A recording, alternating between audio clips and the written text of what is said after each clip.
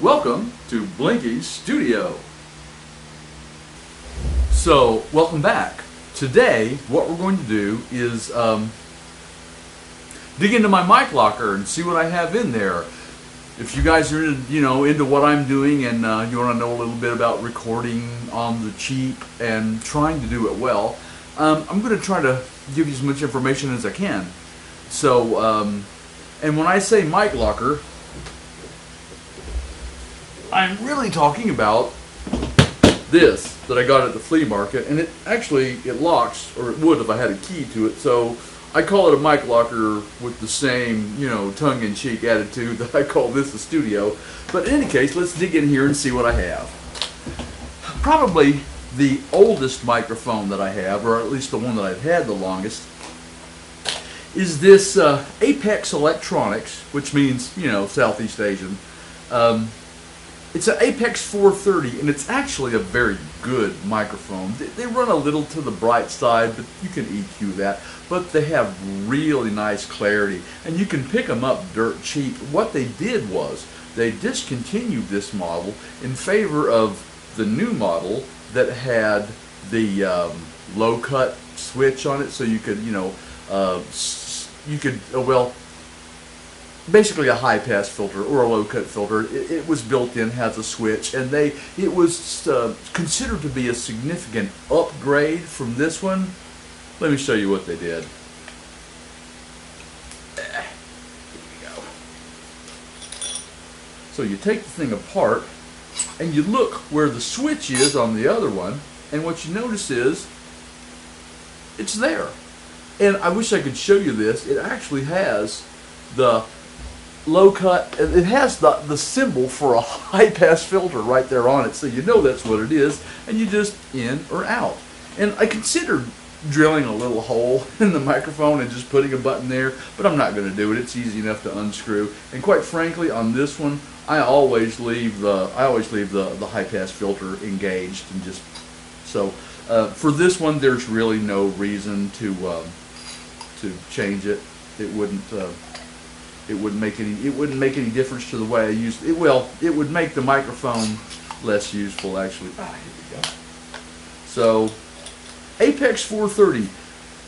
You can find them cheap. They're good microphones. And I actually had the real case for it, but I don't know, it disappeared. So I ended up getting another case for it. And I do keep most of my microphones in cases, trying to protect them. This one is a Behringer, and a little Behringer pencil mic. There's the, here we go. And what I like about this one is that as pencil mics go, and this is it's a little cardioid,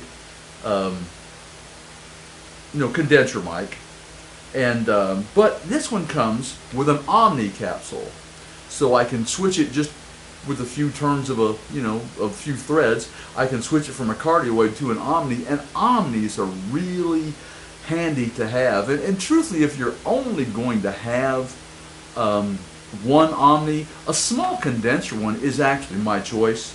Other people have different opinions on it. Your mileage may vary, but this one, it's a Behringer B5, and again, you can find these pretty cheap, and they're good little mics. And I'm not going to go on too long about each individual mic. I'm just going to show these to you and try to get that part done. As I told you before, I'm a big fan of the MXL mics, and of course I keep one in the boom. That, and the one that's in the boom, we're going to chop it up later. I'll show you here in a minute why.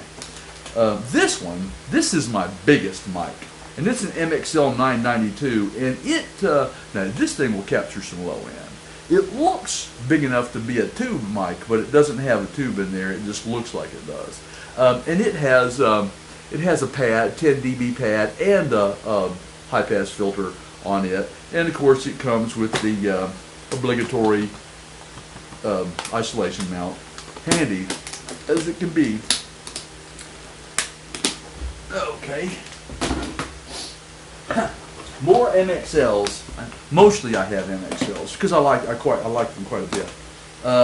This is my other MXL 990. This is the same microphone that I have in the boom. Now, if you remember, the one in the boom, well, okay, look at this one. Do you see how clearly you can see the diaphragm? This is a very open mic now, and it really improved the sound of it. What I had to do was take it apart and rip 2 layers of screen out of the inside of it, and then put it all back together. The cheapest mod that you can do to one of these, it takes 5 minutes, maybe 10, depending on how well you are at ripping screen out of something, and it improves the sound of the mic. You have to be a little more ticky about how you care for it, but you should be doing that anyway. And again, and this one didn't have the isolation mount, but I have enough isolation mounts with my other mics that fit it that I'll have one for it if I want it. And we are together going to rip the screen out of that other mic because I wanted to do them both, and I did this one and I said, "Ooh man, I should have shot a video of that." Then I said, "Well, I've got one more, so." And I don't know if I'm going to do that to the 992 or not. I'm going to take it apart and look at it and give it some thought. I probably will do exactly the same thing because I can't imagine it not improving the sound of that mic as well. Now this kit also comes with a little pencil mic that's also pretty good. It's the MXL 991, and it's a cardioid condenser, and I think it really, quality-wise, it's about neck and neck with the Behringer B5. The downside is this one doesn't come with an Omni capsule. I wish it did. You hear me, MXL? Supply these with an Omni capsule, and then sell them to me used. Okay, well, back in there. And oh, that's just the package that the one came in. Okay, those are my condenser mics. And I have a small complement of dynamics. And of course, if you're going to record, the one dynamic mic that everyone should have, you probably already know what I'm going to say, the good old Shure SM57. These things are bulletproof and they sound great. They're a good instrument mic. They're a great instrument mic. They're actually not a bad vocal mic. And, you know, for $100 a pop, brand new, and of course this is the later model, the SM57LC, which is, you know, just the modern version of the SM57. You know, there are lots of contenders for these, and this is one. Very similar looking, made by Digital Reference. And these go in the $20 to $30 range at Guitar Center. They had it, well no, it's like $30, $40, and they had this thing marked down to $19 on a sale, but they were also having Mic Month at Guitar Center, and I ended up getting this for $9.99. Now, is it as good as an SM57? No, it is not. But in a side-by-side test, which I have personally done, it's not that much. You could EQ this into sounding like an un-EQ'd 57. It's pretty good, and I'm personally very pleased with it.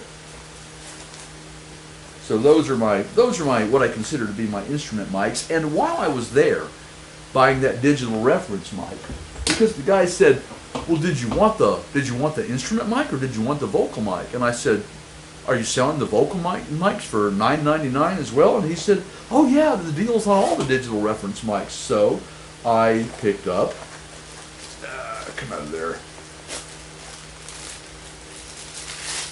I picked up the Digital Reference version of an SM58, and like an SM58, if you screw it off and screw off this part and look at the capsule, you basically have another 57.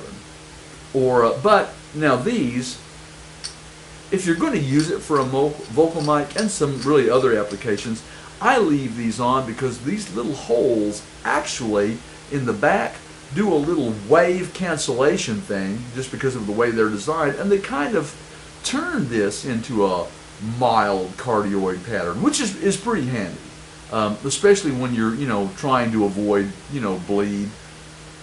So I think $9.99, yeah, I got my money's worth. And these are good. I buy these, and I think these come like 6 or 7 to a package, and I use them for what they're intended for, and I use them for, I think I have one. I think I had one on the gear shifter of my Eclipse. I've got one that I stuff over the top of my Q2 HD. I just use it for a microphone and lens cover. But in any case, that is